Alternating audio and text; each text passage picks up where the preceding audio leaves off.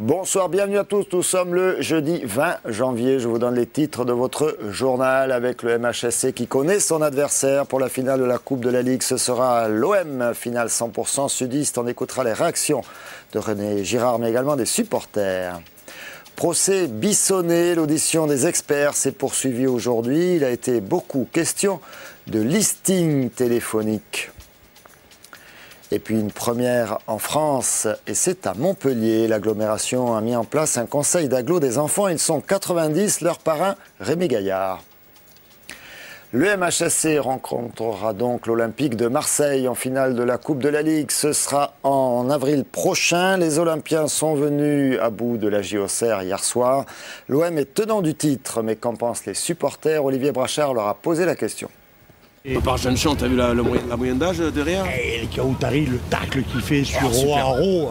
Deux tacles. Un, il va se relever, il va refaire l'autre là-bas. C'est magnifique, quoi. C'est magnifique. Ça, c'est le courage, l'abnégation et la solidarité. Voilà. Des actions extraordinaires. Les supporters ne se lassent pas de refaire le match, même si la finale du 23 avril n'est pas encore d'actualité. Toute une ville connaît l'adversaire de cette finale de la Coupe de la Ligue. Le prestigieux Olympique de Marseille a éliminé Auxerre 2-0 à la Baie des Champs. Je suis très content que ce soit Marseille. Par contre, j'aurais bien aimé Auxerre parce que ça nous aurait permis d'avoir une petite revanche. Parce qu'il y a quelques années, on avait perdu en finale contre Auxerre. Et ça aurait été un petit peu pas mal du tout qu'on reçoive Auxerre et qu'on les batte surtout. Parce que Marseille, c'est une grosse pointure. Et en finale, je ne sais pas si on arrivera à les battre. Quoi qu'il en soit, une finale, c'est toujours beau. Et sur un match, tout peut arriver. Marseille défendra son trophée acquis l'an dernier. Mais l'OM aura peut-être la tête au championnat si les hommes de Didier Deschamps réussissent à revenir dans la course au titre de champion de France. Quel que soit le contexte, ce derby sudiste aura de la gueule. C'est une finale rêvée, quoi. Jouer Marseille au Stade de France, une finale de la Coupe de la Ligue. Je crois que c'est superbe, donc maintenant on connaît la valeur de cette équipe, c'est une grosse cylindrée du championnat, une très belle équipe, mais bon, on n'est pas arrivé là non plus pour subir et pour les regarder jouer.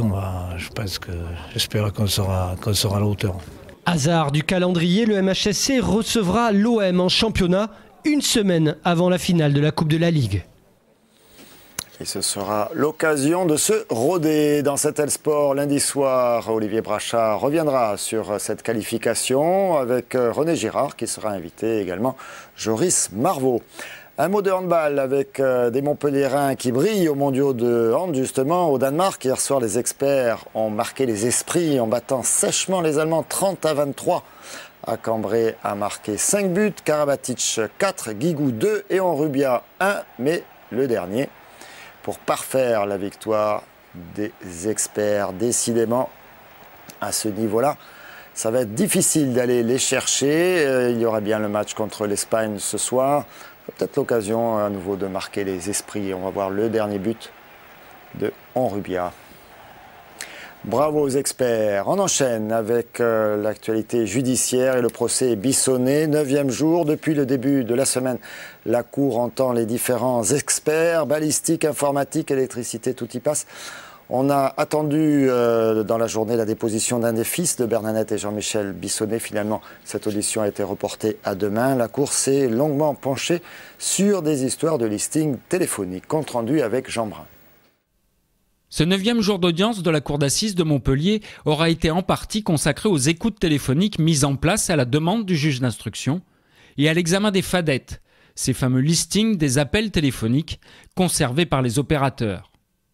La défense de Jean-Michel Bissonnet aimerait pouvoir démontrer l'existence d'un complot monté entre le vicomte Amaury d'Harcourt et le laveur de carreaux, Méziam Belkacem. Oui, mais voilà, l'enquête confirme que les deux hommes ne s'étaient jamais rencontrés avant le jour du meurtre de Bernadette Bissonnet. Et ce jour-là, ils ne se sont vus que 4 minutes, seul à seul. Peut-être alors s'était-il organisé à distance, par téléphone, puisque le vicomte habite à 800 km de Montpellier. Oui, mais voilà, dans les fameuses fadettes, nulle trace d'un quelconque échange téléphonique entre les deux hommes dans les 3 mois précédant le 11 mars fatidique. Difficile alors d'organiser un meurtre. Une manifestation a été organisée aujourd'hui à Montpellier devant la préfecture pour dénoncer la précarité dans la fonction publique. Les syndicats s'opposent notamment à la modification des contrats de travail pour les non-titulaires. Cela représente tout de même 800 000 personnes. On écoute Noël Mas, secrétaire départemental de Solidaire. Même un précaire, même un CDI n'aura pas les mêmes statuts qu'un fonctionnaire. Un CDI peut être amené à être licencié alors qu'un fonctionnaire a un statut qui lui permet de rester sur le poste et avoir un salaire qui évolue avec sa carrière. Un CDI négociera tout le temps son salaire avec son employeur. Il n'y aura pas de progression du salaire dans le cadre de son travail. On pourrait par exemple trouver dans un même emploi un salarié CDI qui fait le même travail qu'un salarié qui est titulaire et qui auront deux salaires totalement différents. C'est quand même une aberration. Le conseil d'agglomération des jeunes, c'était hier après-midi et c'est une première en France. De tels conseils existent dans les départements ou très souvent dans les communes, mais pas dans les agglos, c'est chose faite. Le parrain de ce conseil de Montpellier, ce sera Rémi Gaillard, l'humoriste du web. Il s'agit pour les 90 enfants choisis, issus des 31 communes de l'agglo, de s'initier à la démocratie, mais également de faire des propositions. Sophie Carloni. Un jeu de questions-réponses hier dans la salle du conseil d'agglo. 90 enfants de 31 communes du territoire ont pu avoir un avant-goût des compétences de cette institution et d'en découvrir les actions. Je savais pas tout ce qu'il y avait dans l'agglomération et je pense pas qu'il y aurait 6 lignes de tramway. Je savais pas qu'il allait avoir toutes ces choses. Même configuration que celle des adultes, dans la même salle, avec beaucoup de travail en perspective. Les enfants ont pu inscrire leur choix parmi 4 commissions, citoyenneté et solidarité, culture et sport, environnement, fêtes et traditions. J'ai choisi la citoyenneté, les fêtes et traditions. 4 thèmes qui ont suscité l'intérêt et la curiosité des jeunes, un projet soutenu et initié par le président de Montpellier Agglomération. L'avenir, c'est eux. Donc pour nous c'est très important que d'avoir ce regard que portent les jeunes de 9 à 13 ans parce que c'est aussi une manière d'appréhender ces questions-là avec tout le côté innovation, jeunesse, PEP supplémentaire et puis aussi curiosité, parfois un peu une forme, pas de naïveté mais c'est un peu surprenant parfois les questions mais c'est tout à fait pertinent. Avec Brahim Abou, délégué à ce conseil communautaire, les enfants travailleront à raison d'une séance plénière tous les trimestres. Neige début décembre, on n'est pas garanti de neige en janvier. Je ne sais pas si le dicton existe. En tout cas, cela résume le début de saison des stations de ski catalanes. Heureusement qu'il y a des canaux à neige. Explication avec Olivier Brachard. Vu d'hélicoptère, le manque de neige doit être encore plus flagrant. D'habitude, au mois de janvier, à Font-Romeu, il y a même de la neige sous les télécabines reliant la station au bas du secteur des Érelles. Et là, il n'y a rien, quoi. On voit sous les télésièges, c'est marrant, quoi. On se croirait en été. Mais, je sais pas, je suis un peu dégoûté quand même par cette saison. L'an dernier, je suis monté aussi plein de fois, il y avait beaucoup plus de neige que ça, quoi. Pire, en fin d'après-midi, ce week-end, la neige avait même tendance à se transformer en soupe. On se croirait au mois de mars, non? Exactement, j'aurais même dit au mois de mai, moi, plutôt. C'est plutôt agréable? Très agréable. Ouais, pour le ski? Oh non, c'est quand même bien, ils ont mis des canons à neige, tout ça, il n'y a aucun souci pour skier. Hein. Pas de souci pour skier car Font-Romeu est doté de plus de 500 canons à neige. 80% du domaine skiable peut être enneigé artificiellement. On peut fabriquer plus de 3000 m3 de neige à l'heure.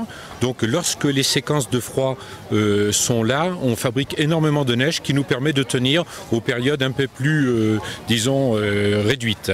La restructuration de notre domaine skiable a été telle que nous avons privilégié les appareils téléportés au détriment des téléskis, de manière à ne pas avoir trop de neige à fabriquer sur les pistes de montée des téléskis. Contrairement aux stations des Pyrénées, plus à l'ouest, Font-Romeu Pyrénées 2000 bénéficie d'un climat méditerranéen plus sec qui favorise le maintien de la neige. Malgré l'ouverture de la quasi-totalité de son domaine skiable, la station n'a compté que 5000 forfaits ce samedi-là.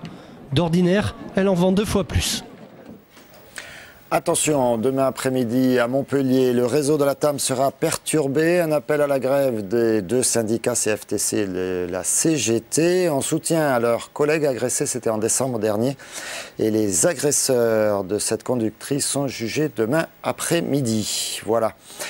Voilà pour les informations pour ce soir. Merci d'avoir suivi ce journal. Merci encore de votre fidélité. Très bonne soirée à tous sur 7LTV.